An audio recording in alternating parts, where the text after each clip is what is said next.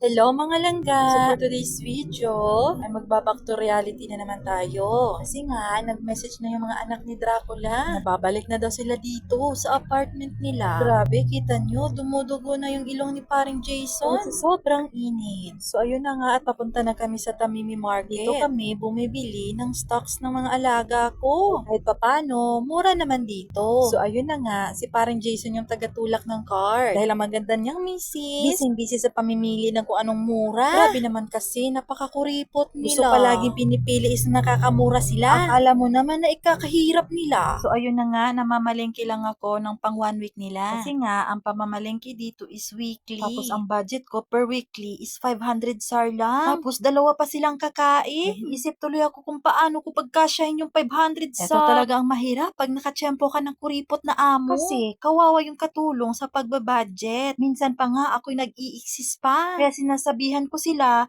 mahal na bilihin ngayon. Kaya binigyan ko na lang sila ng option. Sabi ko, para mas alam nyo ang presyo, kayo yung mag-grocery. Pero ayaw naman nila. So ayun na nga, sa nakikita nyo, namimili na ako ng mga mura. Lahat yan, hindi sale. Alam nyo ba yung saging sa Pilipinas galing? Gusto kasi talaga ng mga Arabo, yung produkto ng Pilipino. Nakikita nyo ba yung pipino? 2 SAR lang yan dati. Pero ngayon, Diyos ko, tingnan nyo, 6 SARs na. Grabe talaga yung tinaas ng presyo. Kaya ako todo tipid. Kasi bawat pamalengke ko weekly, dapat 500 SAR lang. Tapos tingnan nyo yung avocado. Sobrang mahal. Isipin mo yung kilo, 350 dyan sa Pilipinas. Samantalang sa atin, pinupulot lang natin yan dyan sa tabi-tabi. Alam nyo guys, kung pwede ko pa lang sana to ipakargo. Pinakargo ko na sana itong sibuyas. Hamakin mo yung presyo, tingnan nyo. Nasa 50 SAR lang per kilo. Saka tingnan nyo yung kamote, Diyos ko, apakamahal. Mahal pa sa avocado. Grabe. Maluluka talaga ako sa mga presyo dito. Hamakin mo, 500 plus yung kilo. So dito na naman tayo sa mga gulay-gulay station. Ang Arabo kasi sobrang hilig sa mga dahon-dahon. Hindi talaga pwedeng mawawala yan sa menu ko.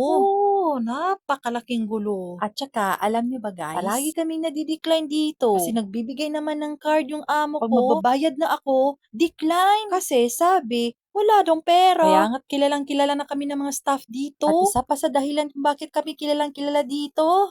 Kasi marami ding mga kababayan dito. Dahil sa card namin palaging decline. At dito rin, si paring Jason palaging nangihingi ng free sample. Kaya pag nakikita na siya ng mga staff, tumatalikod agad sila. Grabe talagang pagkakapal ni paring Jason. Una nga lang nahihiya. Pero sabi nga nila, customer is always right. Pero tingnan nyo naman itong si paring Jason. Naglalaro na naman sa card. Nagawa niyang sasakyan. So ayun na nga, dito na ako sa mga isda. Yung mga isda dito, grabe ding mahal. Yung isang pack, Diyos ko, aabutin ng 500 pesos yan ha. Sana all mahal. So ayun na nga, nakabalik na ako pero si paring Jason, hindi pa rin tapos. Para na mga pakadaming binili. Ayun pala, nakikipag-chismis pa pala sa encoder. Sabi ko kakoy magmadali na. Nagluluto pa nga ako ng tanghalian ng aking alaga. Siguro ngay na-miss yung aking luto. Nagpagawa pa talaga ng tanghalian. So, ayun na nga, andito na naman tayo sa meat section. Grabe, hirap na hirap akong mag-move on sa mga presyo. Kasi nga, kailangan kong piliin yung mas mura pero maganda yung quality. Kasi nga, yung mga anak ni Dracula ay sobrang mga picky. Kaya ayun, ako yung hirap na hirap sa pagpipili ng pagkain nila. At isa pa, wala akong recipe talaga. Kaya ayun, nag-iisip pa ako kung ano yung lulutuin ko. Pero salamat naman sa Diyos at nagugustuhan nila yung mga niluluto ko.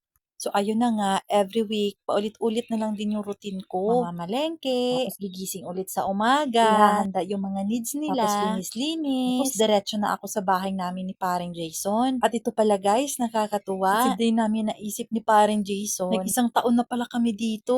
Grabe, ang bilis ng panahon. At kami uwi na. Kasi nga kami naaawa na sa aming mga bata. Pinapauwi na nga kami. Pero sinasabi na lang namin na hindi ganun kadali. Kailangan talagang tapusin ang kontrata. Sabi ko, tiis-tiis muna mga anak. Dahil sa aming pagbabalik, ay magiging buo ulit. At hindi ko na sila iiwan. Kasi sobrang homesick yung aking naramdaman. Kaya grabe talaga yung sakripisyo ng mga Pilipino.